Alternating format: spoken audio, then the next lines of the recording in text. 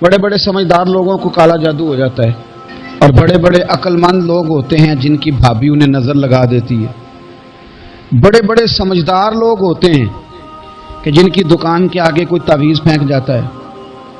بڑے سمجھدار لوگ ہیں لیکن وہ چھوٹی چھوٹی باتوں سے اتنے کمزور ہو گئے کہ سانپ سے ڈرتے ڈرتے رسیوں سے بھی ڈرنا شروع کر دیا۔ بہت زیادہ مال، دولت، وجاہت، شہرت کے باوجود جو لوگ نفسیاتی طور پر کسی میل کچیل کا شکار ہوتے ہیں، ذہنی طور پر، وہ ساری صلاحیتوں کے باوجود بھی کمزور، بے چین اور بے سکون رہ جاتے ہیں۔ زندگی میں گمان، سوچ، اپنی نفسیات کو ہمیشہ اچھا رکھیں۔ کبھی بھی اپنے آپ کو الجھاؤ کا شکار نہ ہونے دیں۔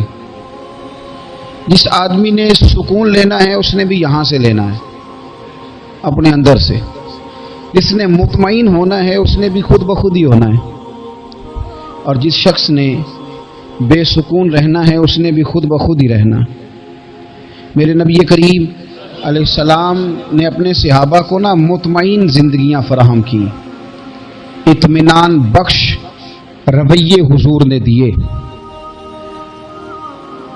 آپ غور فرمائیں گے کہ غریب ترین صحابہ بھی جب کوئی ان سے پوچھتا تھا کیفیت کیا ہے تو وہ کہتے تھے الحمدللہ، اللہ نے ہمیں نبی کریم کا غلام بنا دیا ہے۔ اب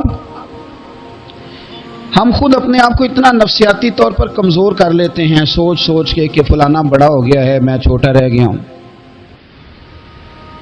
فلاں آدمی آگے نکل گیا ہے، میں پیچھے رہ گیا ہوں۔ یہ چیز انسان کو کمزور کرتی ہے۔ انسان اگر یہ تصور کر لے کہ جو میرے حق میں بہتر تھا میرے رب نے مجھے عطا کر دیا ہے، اسے سکون نصیب ہوتا ہے، پھر نفسیاتی مسائل ختم ہوتے ہیں۔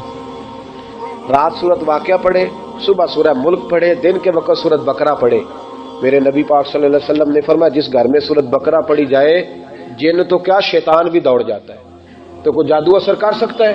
تو ان وظیفوں پہ عمل کریں جو نبی پاک صلی اللہ علیہ وسلم نے ہمیں عطا کیے ہیں۔ ایک حدیث ہے ترمذی شریف کی، اسے یاد کر لیں، بڑا نفع دے گی۔ میرے نبی کریم علیہ السلام نے فرمایا اگر ساری دنیا مل کے بھی تیرا نقصان کرنا چاہے تو جب تک رب کی مشیت نہ ہو تیرا نقصان ہو نہیں سکتا۔ ختم ہو گئی بات، باہر آ جائیں اس چیز سے۔ اور فرمایا سارے زمانے کے لوگ مل کر تیرا نفع کرنا چاہیں تو جب تک اللہ نہ چاہے وہ تیرا کوئی نفع کر نہیں سکتے۔ نقصان بھی اللہ کی مشیت پہ ہے، نفع بھی اللہ کی رضا پہ ہے، تو پھر آپ بلا وجہ لوگوں کو دیکھ کر ٹینشن کیوں لیتے ہیں؟ پریشانی کاہے کی ہے؟ آزمائش کس بات کی ہے؟ اپنے آپ کو سکون دیں، اپنے آپ کو مطمئن کریں، کہیں رب بڑا ہی مہربان ہے، اس نے جہاں اچھا سمجھا ہے وہاں اس نے مجھے رکھا ہے۔ اپنے ذہن کو اطمینان دیں، سکون دیں۔ میرے نبی کریم علیہ الصلوۃ والسلام کی پوری حیات مبارکہ میں آپ کو شکوہ نہیں ملے گا کہیں بھی۔ حضور یتیم پیدا ہوئے، کتنی دفعہ آپ کو کتابوں میں ملتا ہے کہ حضور روئے ہوں کہ میرا باپ ہوتا تو ایسے ہوتا، میری اماں ہوتی تو ایسے ہوتی۔ ہم روز نہیں روتے؟ نبی کریم صلی اللہ تعالی علیہ وسلم نے اپنی زندگی ساری آزمائشوں میں گزاری، کمال ہی کر۔